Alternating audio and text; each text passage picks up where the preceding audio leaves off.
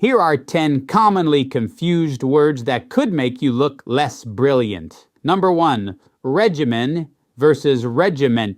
If you say you follow a strict regiment, congratulations. You've just enlisted an entire military unit to oversee your morning workout. Regimen, with no T, is a routine.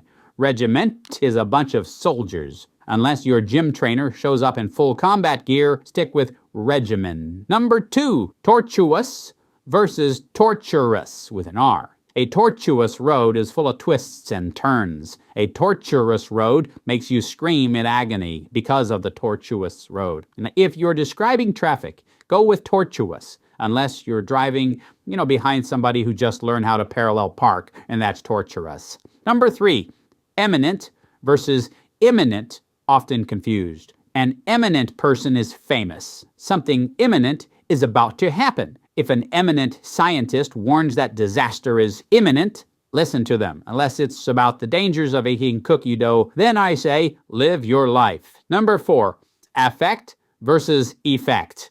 Classic mix-up happens all the time. Affect is a verb. It's what happens. Effect is a noun. It's the result. If you say that movie really affected me, the only effect is people questioning your education. Use affect. And remember, affect starts with an A. Action starts with an A. Affect is an action, a verb. That's a good tip for you. Number 5, discreet versus discreet. Discreet means being careful or secretive. Discreet means separate or distinct. If someone tells you to be discreet about the surprise party, you might start chopping it into sections like a pizza. Don't do that.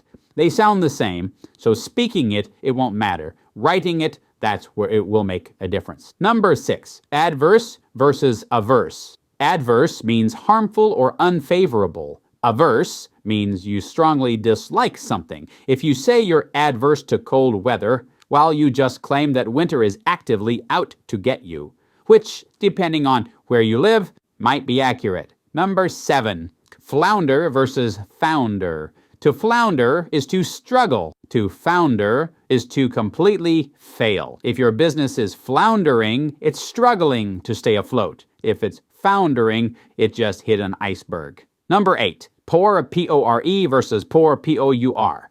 You pour over a book. You read it carefully. You pour over your coffee, which is fine unless you meant to rate it instead. Then we'd have bigger problems. Number 9, counsel versus counsel. A council, C-I-L, is a group of people. A counsel, C-O-U-N-S-E-L, is advice. If you ask the city council for personal counsel, expect a lot of blank stares and probably a zoning permit. Number 10, perquisite versus prerequisite. That's a confusing one. A perquisite, or perk, is a bonus, like free coffee at work. A prerequisite is a requirement, like needing to pass a class before taking the next one. If your job's prerequisite is must enjoy free coffee, well then you hit the jackpot. In conclusion, words matter. Use the wrong one and you might end up in a torturous situation. Use the right one and you might sound eminent.